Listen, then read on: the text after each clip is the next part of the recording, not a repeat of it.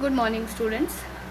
सो इससे पहले वीडियो में हमने पढ़ा था कि टाइप्स ऑफ न्यूट्रिशन क्या होते हैं। मोड ऑफ न्यूट्रिशन दो टाइप के थे, ऑटोट्रॉफिक, हेटरोट्रॉफिक, और इसमें टाइप्स ऑफ हेटरोट्रॉफिक न्यूट्रिशन को हमने डिटेल में पढ़ लिया था।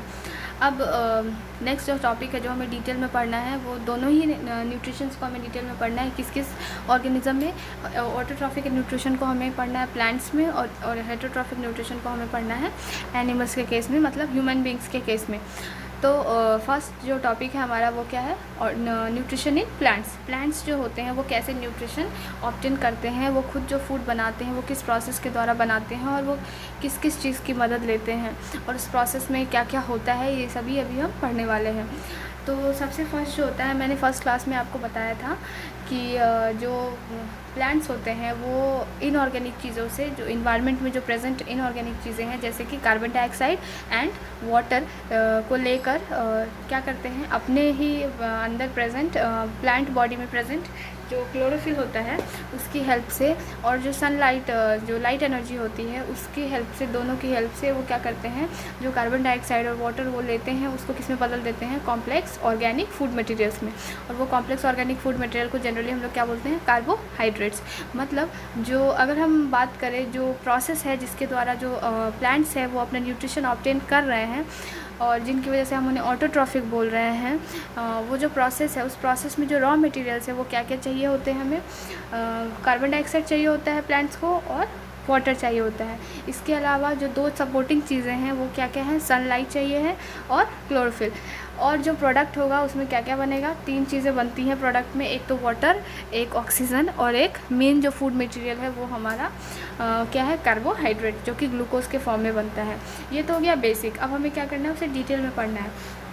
तो सबसे पहले जो देखेंगे कि प्लांट्स जो ये फूड मटेरियल बना रहे हैं with the help of inorganic material, और उसको किस चीज़ में बदल दे रहे हैं, ऑर्गेनिक मटेरियल में। इस प्रोसेस को एक टर्म दिया गया, एक नाम दिया गया साइंटिफिकली, और उस प्रोसेस को क्या बोलते हैं, फोटोसिंथेसिस। फोटोसिंथेसिस आपने बहुत पहले से पढ़ा हुआ है और इसके बारे में आप जानते हैं, और इसके बारे में मुझे ज़्यादा बोलने की ज़रूरत नहीं है, ऑलरेडी मैंने बता दिया है कि जब कार्बन डाइऑक्साइड और वाटर का यूज़ करके सनलाइट और क्लोरोफिल की मदद से उसके प्रेजेंस में जब ग्लूकोज बनाया जाता है with the release of oxygen and water, तो इस प्रोसेस को क्या कहा जाता है, फोटोसिंथेसिस। और फोटोसिंथेसिस की मदद से ही प्लांट्स अपना फूड खुद बना सकते हैं। अब ये जो आपको नीचे यहाँ पे दिख रहा है स्क्रीन पे, that is equation of photosynthesis, कि हम फोटोसिंथेसिस को केमिकली एक लाइन में केमिकल इक्वेशन की हेल्प से हम किस तरह से रिप्रेजेंट कर सकते हैं विदाउट एनी वर्ड। तो यहाँ पे हम देख रहे हैं कि सबसे पहले क्या है, 6 CO2, 6 कार्बन के मॉलिक्यूल्स हैं, 12 वाटर के मॉलिक्यूल्स हैं, दोनों मिल रहे हैं, और किसके प्रेजेंस में, किसकी हेल्प से, सनलाइट और क्लोरोफिल की मदद से वो उसे किस में बदल दे रहा है, एक ग्लूकोज मॉलिक्यूल में, 6 वाटर मॉलिक्यूल में, और 6 ऑक्सीजन मॉलिक्यूल में। तो यहाँ पर हम देख रहे हैं कि प्लांट्स क्या कर रहे हैं, कार्बन डाइऑक्साइड का यूज़ कर रहे हैं और ऑक्सीजन रिलीज़ कर रहे हैं। इसलिए कहा जाता है कि हमें प्लांट्स ज़्यादा से ज़्यादा लगाने चाहिए, क्योंकि जो प्लांट का बेसिक प्रोसेस है, फूड बनाने का प्रोसेस है, वही जो होता है हमारे एनवायरनमेंट को क्लीन करने में भी मदद करता है, क्योंकि वो कार्बन डाइऑक्साइड ले लेता है एनवायरनमेंट से, एयर से, एटमॉस्फेयर से, और उसे किस फॉर्म में छोड़ देता है, उसको ऑक्सीजन में बदल के छोड़ देता है। तो it is converting CO2 into O2, जो कि हमारे लिए बहुत ही अच्छी बात है। हमारे जो इन्वायरमेंट में पॉल्यूशन है वो इसको क्या करते हैं, प्लांट्स क्या करते हैं, कम करते हैं। इसलिए प्लांट्स को हम लोग क्या बोलते हैं, नेचुरल एयर प्योरीफायर्स। अब ये तो एक्स्ट्रा नॉलेज हो गई आपकी। अब इसके बाद क्या हमें क्या करना है, फोटोसिंथेसिस को डिटेल में पढ़ना है, कि ये तो एक लाइन में इक्वेशन हमें पता चल रही है, बट उसके अंदर और क्या क्या चीज़ें हो रही हैं, क्या क्या स्टेप्स हो रहे हैं। तो जो फोटोसिंथेसिस है उसके 3 मेन स्टेप्स हैं। 3 मेन स्टेप में क्या है, जो सबसे फर्स्ट स्टेप होता है, वही प्लांट्स फोटोसिंथेसिस कर पाते हैं जिनके अंदर क्या है, क्लोरोफिल नाम का एक पिगमेंट प्रेजेंट होता है। और ये क्लोरोफिल नाम का पिगमेंट क्लोरोप्लास्ट के अंदर प्रेजेंट होता है, जो कि एक टाइप का सेल ऑर्गेनल है, सेल का एक पार्ट है।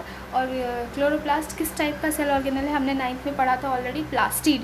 प्लास्टिड कई टाइप के होते हैं, उसमें से एक टाइप का प्लास्टिड होता है क्लोरोप्लास्ट। और क्लोरोप्लास्ट जो होता है उसके अंदर जो होते हैं, उसके सेल के अंदर क्या होते हैं, इस ऑर्गेनल के अंदर क्या होते हैं, ग्रीन कलर के पिगमेंट्स होते हैं, और उसका नाम क्या होता है, क्लोरोफिल। और यही क्लोरोफिल जो होता है उसका काम बहुत ही इंपॉर्टेंट है फोटोसिंथेसिस में, वो एक बहुत ही इंपॉर्टेंट रोल प्ले करता है फोटोसिंथेसिस में। तो सबसे फर्स्ट स्टेप जो है वो क्लोरोफिल का है काम, absorption of light energy. Chlorophyll क्या करता है, जो सनलाइट एनर्जी आ रही है, सिर्फ क्लोरोफिल के पास ही ऐसी पावर है कि वो उस सनलाइट एनर्जी को क्या कर लेता है, ट्रैप कर लेता है, कैच कर लेता है और उसको किसको देता है, प्लांट्स को देता है, ताकि वो अपना उसकी हेल्प से वो क्या कर सके, फूड बना सके, फोटोसिंथेसिस का प्रोसेस आगे बढ़ा सके। तो first event in the photosynthesis is absorption of light energy by the chlorophyll. Next step is conversion of this light energy. जो लाइट एनर्जी क्लोरोफिल के द्वारा ट्रैप की गई है, पकड़ी गई है, उसको किस में कन्वर्ट करना है, केमिकल एनर्जी। केमिकल एनर्जी का मतलब कि हमें कुछ केमिकल सिंथेसिस करना है और उसमें उसको क्या कर देना है, उस लाइट एनर्जी को उसमें कन्वर्ट कर देना है। अब केमिकल कौन सी सिंथेसिस हो रहा है, तो यहाँ पे आप ऊपर वाले इक्वेशन में देख सकते हैं कि पहले कार्बन डाइऑक्साइड और वाटर अलग अलग था, बाद में उन दोनों ने मिला के क्या बना दिया, एक नया टाइप का मॉलिक्यूल बना दिया। उस मॉलिक्यूल का नाम क्या है, ग्लूकोज, और उसका फॉर्मूला यहाँ पे दिया हुआ है C6H12O6। तो आपको ग्लूकोज का फॉर्मूला याद होना चाहिए इस क्लास के बाद से, क्योंकि ये आपका एक इम्पॉर्टेंट पार्ट है हमारे फोटोसिंथेसिस का। तो जो लाइट एनर्जी आई थी उसने कार्बन डाइऑक्साइड और वाटर को जोड़ने में मदद किया और उन दोनों को जोड़ के उसने क्या कर दिया, एक नई टाइप की एनर्जी बना दी, नया टाइप का मॉलिक्यूल बना दिया और उसके बॉन्ड में वही एनर्जी जो होती है वो किस फॉर्म में सेव हो गई, केमिकल एनर्जी के फॉर्म में सेव हो गई। फिर जब यही बॉन्ड्स तोड़े जाएंगे ड्यूरिंग द प्रोसेस ऑफ, कौन सा प्रोसेस में हम फूड से एनर्जी निकालते हैं, यस, रेस्पिरेशन में, तो वहाँ पर हम क्या करेंगे, इसी ग्लूकोज मॉलिक्यूल के अंदर जो बॉन्ड बने हैं, कौन सी एनर्जी की हेल्प से, लाइट एनर्जी की हेल्प से, और यहाँ पे वो किस एनर्जी में बदले हैं, केमिकल एनर्जी में। इसी केमिकल एनर्जी को जब हम रेस्पिरेशन करेंगे, ऑक्सीजन लेंगे, तो वो ऑक्सीजन क्या करेगा, इसका जस्ट उल्टा रिएक्शन होगी। जब हम वहाँ पे देखेंगे, वहाँ पे हम क्या करेंगे, ग्लूकोज लेंगे, ऑक्सीजन की हेल्प से हम उसको किस में तोड़ देंगे, वाटर में है, कार्बन डाइऑक्साइड में। तो ये दोनों बिल्कुल ही ऑपोजिट रिएक्शन है। फोटोसिंथेसिस में जो फूड का बनना है और रेस्पिरेशन में जो फूड का टूटना है, दोनों में ही क्या हो रहा है, यहाँ पे क्या हो रही है, एनर्जी यूज़ हो रही है। कौन सी एनर्जी यूज़ हो रही है, सनलाइट। और रेस्पिरेशन में क्या होगा, एनर्जी निकलेगी, जो हम किस फॉर्म में स्टोर करेंगे, ATP या हीट एनर्जी के फॉर्म में निकलेगी हमारी। तो ये आपका बेसिक हो गया। अब नेक्स्ट स्टेप में हमने क्या देखा कि conversion of light energy into chemical energy, और ये कैसे होता है, इसके होने के लिए एक और स्टेप रिक्वायर्ड होता है, जिसमें क्या होता है, स्प्लिटिंग ऑफ वाटर मॉलिक्यूल। जो वाटर मॉलिक्यूल आप यहाँ पे देख रहे हैं वो क्या होता है, टूटता है और हाइड्रोजन और ऑक्सीजन अलग होते हैं। उसमें से जो हाइड्रोजन होता है वो क्या कर देता है, कार्बन डाइऑक्साइड के साथ जाके जुड़ के और क्या बना देता है, ग्लूकोज का मॉलिक्यूल। तो जब किसी भी चीज़ के साथ हाइड्रोजन जुड़ता है तो उसे हम क्या बोलते हैं, रिडक्शन। इसलिए नेक्स्ट स्टेप को हम क्या बोलेंगे, reduction of carbon dioxide by the hydrogen. कि ये हाइड्रोजन कहाँ से आ रहा है, अभी मैंने बताया जब वाटर मॉलिक्यूल टूटा तो उससे क्या बनेगा, हाइड्रोजन एंड ऑक्सीजन। वो जो हाइड्रोजन है वो कहाँ चला जाएगा, इस कार्बन डाइऑक्साइड के साथ जाके क्या हो जाएगा, ऐड हो जाएगा। जब ये ऐड हो रहा है किसी भी चीज़ में, एडिशन ऑफ हाइड्रोजन को हम लोग क्या बोलते हैं, रिडक्शन।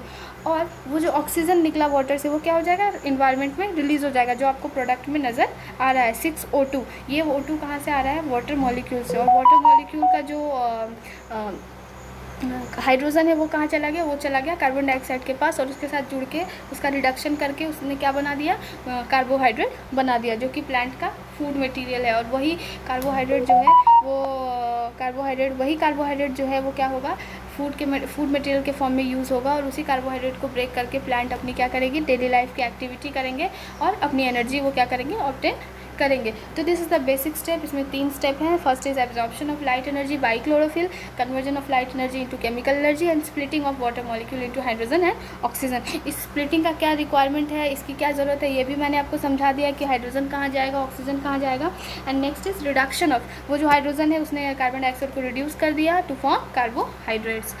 तो अब यहाँ पे फ़ोटो में हम देख सकते हैं कि एक प्लांट है, प्लांट के लीव्स है और लीव्स के अंदर क्या क्या है, ग्रीन कलर के पिगमेंट है जो कि क्लोरोफिल रिप्रेजेंट कर रहे हैं। और कार्बन डाइऑक्साइड कहाँ से आ रहा है, हवा से आ रहा है, एयर से आ रहा है। और एनर्जी कहाँ से आ रही है, सनलाइट से, सन से जो एनर्जी आ रही है, सोलर एनर्जी, उसको ये ले रहा है। और क्या ले रहा है इनपुट में, वाटर। तो 3 चीज़ें इनपुट हो रही हैं, एक तो सन एनर्जी, एक कार्बन डाइऑक्साइड और एक वाटर। वाटर कहाँ से लिया जा रहा है, रूट से। कार्बन डाइऑक्साइड कहाँ से लिया जा रहा है, लीव्स के द्वारा लिया जा रहा है। और कहाँ से लिया जा रहा है, हवा से लिया जा रहा है। और क्या क्या रिलीज़ हो रहा है, ग्लूकोज इस फॉर्म, क्या बनता है इस प्रोसेस के बाद, ग्लूकोज बन जाता है। और एटमॉस्फेयर में क्या रिलीज़ कर दिया जाता है, ऑक्सीजन को रिलीज़ कर दिया जाता है। तो अगला प्रोसेस क्या है, क्लोरोफिल के बारे में आप जानते हैं। और और क्लोरोफिल क्या होता है? क्लोरोफिल ग्रीन कलर के पिगमेंट्स होते हैं जो लीव्स में पाए जाते हैं। और अगर हम एक लीफ को काट के उसका पतला सा सेक्शन माइक्रोस्कोप के अंदर देखेंगे तो हम देखेंगे कि हर एक सेल के अंदर छोटे छोटे ग्रीन डॉट लाइक स्ट्रक्चर्स होते हैं और वही क्या होते हैं? क्लोरोप्लास्ट होते हैं। क्लोरोप्लास्ट क्या होता है? एक टाइप का सेल ऑर्गेनल होता है। कौन सा टाइप का? प्लास्टिड। और वो क्या करते हैं? क्लोरोफिल कंटेन करते हैं। इसके बाद ये क्या हो गया? ये क्रॉस सेक्शन ऑफ लीफ दी गई है जिसमें कि आपको सेल्स कैसे अरेंज होते हैं। तो सबसे ऊपर में क्या होता है? अपर एपिडर्मिस होता है। बीच वाले जो लूज सेल्स होते हैं जिसमें कि सेल्स पूरे कम्प्लीटली पैक्ड नहीं होते हैं, उसमें एयर के स्पेसेस होते हैं, उसे क्या बोलते हैं? Mesophyll cells. और सबसे नीचे वाली जो आउटर साइड में लगती हुई जो लेयर है वो क्या है? Epidermis, lower epidermis. तो दो एपिडर्मिस है, अपर एपिडर्मिस, लोअर एपिडर्मिस। और बीच के सेल्स को क्या बोलते हैं? मीजोफिल, जो कि टाइटली पैक्ड नहीं होते हैं। और यही अपर या लोअर एपिडर्मिस में जनरली क्या पाए जाते हैं? एक नए टाइप के स्ट्रक्चर्स जिसको हम क्या बोलेंगे? स्टोमेटा, जिसको हम क्या बोलते हैं? स्टोमेटा। और स्टोमेटा किस चीज़ के लिए ज़रूरी है? तो स्टोमेटा होता क्या है? तो स्टोमेटा क्या होता है? ये टाइनी पोर्स होते हैं, छोटे छोटे छोटे पोर्स होते हैं जो कि लीव्स में प्रेजेंट होते हैं, अपर एपिडर्मिस में या तो लोअर एपिडर्मिस में। और ये जो होते हैं जनरली किस चीज़ में हेल्प करते हैं? हमने अभी देखा था कि प्लांट्स को कार्बन डाइऑक्साइड लेने के लिए किस चीज़ की ज़रूरत है? कहाँ से वो लेता है? एयर की ज़रूरत होती है। तो एयर के एक्सचेंज के लिए, एयर को लेने के लिए, कार्बन डाइऑक्साइड को लेने के लिए और ऑक्सीजन को छोड़ने के लिए इन्हें स्पेशल स्ट्रक्चर्स की ज़रूरत होती है जिसे हम क्या बोलते हैं? स्टोमेटा। और ये जनरली लीफ के सरफेस पे प्रेजेंट होते हैं। अब ये बना हुआ कैसे होता है? तो ये बना हुआ होता है, दो गार्ड सेल्स होते हैं और इसमें एक पोर्स होते हैं। और ये यही पोर जो होता है वो किस चीज़ में हेल्प करता है? एक्सचेंज करने में हेल्प करता है। जब गार्ड सेल्स के अंदर पानी भरता है तो वो क्या हो जाते हैं? फूल जाते हैं। और जब फूलते हैं तो पोर क्या हो जाता है? ओपन हो जाता है। और जब ओपन होता है तो वो क्या होता है कि वहाँ से जो भी गैस आनी होती है या जानी होती है वो आ जाती है या चली जाती है। उसके बाद जब ये यहाँ से गार्ड सेल से पानी रिलीज़ हो जाता है तो गार्ड सेल्स क्या हो जाता है? श्रिंक हो जाते हैं। और जब श्रिंक होते हैं तो पोर क्या हो जाता है? क्लोज हो जाता है। इसके बाद इसमें कोई एक्सचेंज नहीं हो पाता है। ये खुलने और बंद करने का सिस्टम क्यों दिया गया है? क्या ये पोर्स हमेशा खुले नहीं रह सकते? नहीं, चूँकि ये पोर्स क्या हैं? वाटर को भी लॉस करने में मदद करते हैं, वाटर भी लॉस करते हैं। इस वजह से क्या होता है कि अगर ये पोर दिन भर या ऑल टाइम खुले रहेंगे तो प्लांट्स क्या होगा? प्लांट्स को इसके थ्रू बहुत सारा वाटर लॉस का सामना करना पड़ेगा। इसीलिए प्लांट्स क्या होते हैं कि जब ज़रूरत होती है गैस को एक्सचेंज करने की या गैस लेने की या गैस को रिलीज़ करने की तभी इन पोर्स को खोलते हैं। और बाकी टाइम पे ये पोर्स क्या रहते हैं? बंद रहते हैं, ताकि जो वाटर है वो प्लांट की बॉडी से ज़्यादा लॉस ना हो और प्लांट की बॉडी क्या हो? वो हाइड्रेटेड रहे, हेल्दी रहे और उसमें वाटर की कमी ना हो, वरना क्या हो जाएगी? प्लांट सूख जाएंगे। तो ये आपका जो पोर को ओपन होने का और क्लोज होने का और स्टोमेटा का जो स्ट्रक्चर है और यूज़ है ये आपको डिस्कस कर लिया गया है। आपकी बुक में इसका स्ट्रक्चर भी दिया गया है, आपको उसके स्ट्रक्चर को प्रैक्टिस करना है क्योंकि ये it is a very important question in board exams. ये एक बहुत ही इंपॉर्टेंट क्वेश्चन है और ये पूछा जाता है, इसकी लेबलिंग पूछी जा सकती है। और लेबलिंग हमें यहाँ पे बहुत सारी लेबलिंग दी गई है, इससे हमें ज़्यादा मतलब नहीं है। हमें बुक में जो ड्राइंग दिया गया है आपको वो प्रैक्टिस करनी है। इसमें गार्ड सेल्स दिए गए हैं, स्टोमेटल पोर एंड क्लोरोप्लास्ट जो ग्रीन कलर के बहुत सारे बनाए गए हैं। और उसके अलावा एक बड़ा सा ब्राउन स्ट्रक्चर है जो कि क्लोरोप्लास्ट के अलावा वहाँ पे प्रेजेंट है, वो क्या है? न्यूक्लियस है गार्ड सेल का। तो ये 3-4 चीज़ें आपको लेबल करके इसकी प्रैक्टिस करनी है, इसके डायग्राम की। तो ये आपका हो गया स्टोमेटा। ये थोड़ा सा क्लोज स्ट्रक्चर है, रियल स्ट्रक्चर है जो माइक्रोस्कोप के अंदर ऐसा दिखता है। और यहाँ पे आप देख सकते हैं गार्ड सेल्स और पोर दोनों ही दिखाई दे रहे हैं। अब इसके बाद हमारे बुक में क्या की गई है? फोटोसिंथेसिस से रिलेटेड 2 एक्टिविटीज़ की गई हैं। और ये 2 activities, activity 6.1 and activity 6.2। Activity 6.1 कहाँ पे प्रेजेंट है? Page number 96।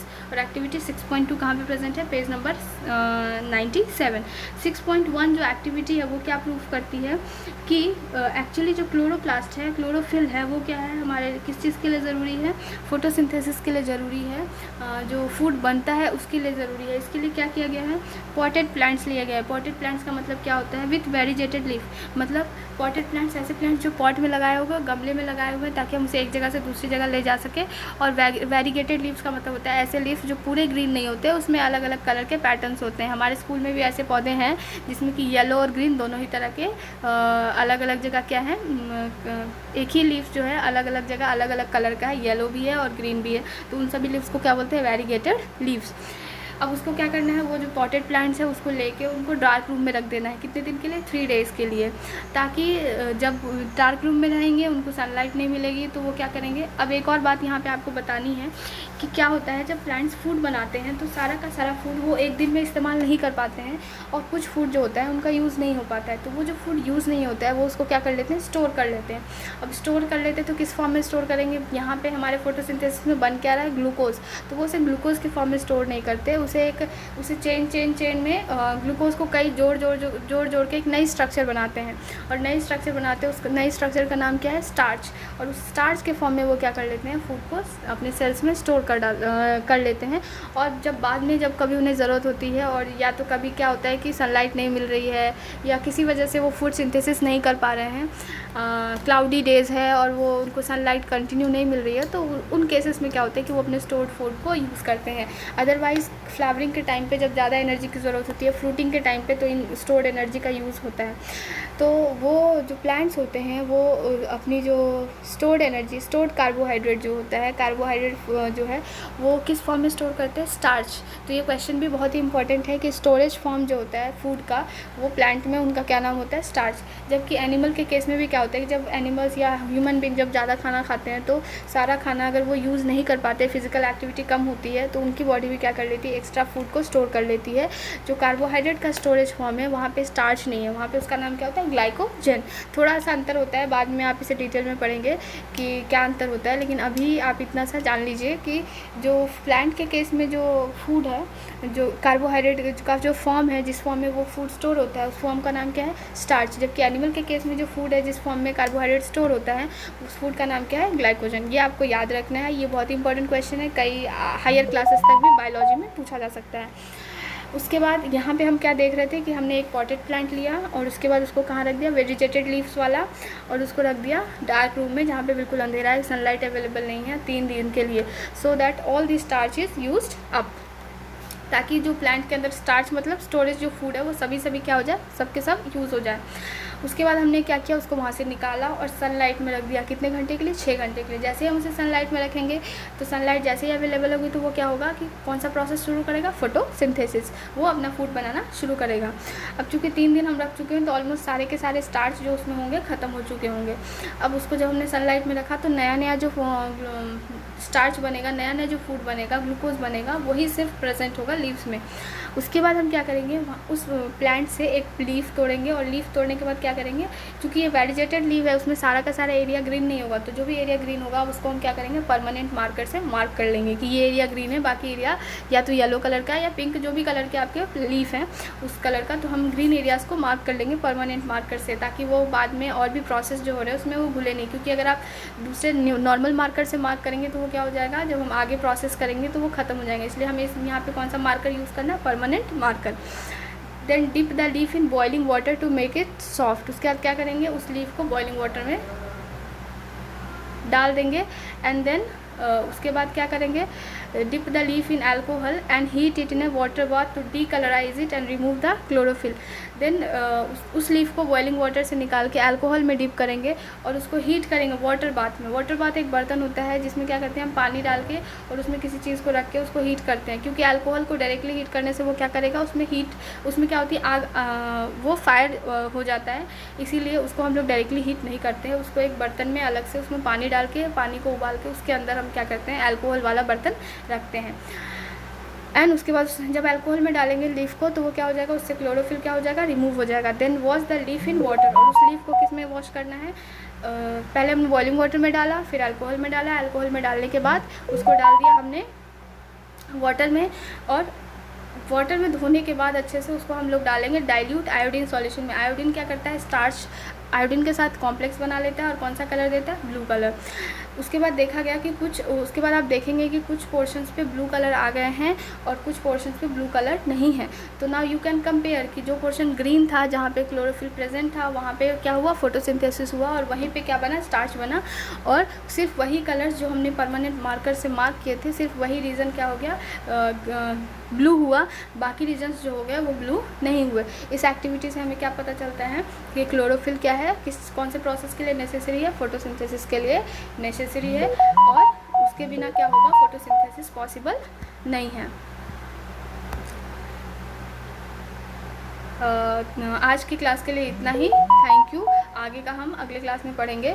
और तब तक के लिए आपको यहाँ तक जो भी दिया गया है, जो भी पढ़ाया गया है, उसका इस पीपीटी की हेल्प से प्लस बुक पढ़ के आप नोट्स बना लीजिए। और उसके बाद जो भी आपको इन टेक्स्ट क्वेश्चन बीच में आते जाते हैं उन सभी को फेयर कॉपी में सॉल्व करते जाइए डेट के साथ। और जो भी आपको डाउट आता है उसके लिए आप ग्रुप में पूछ सकते हैं या गूगल मीट पे आकर भी पूछ सकते हैं।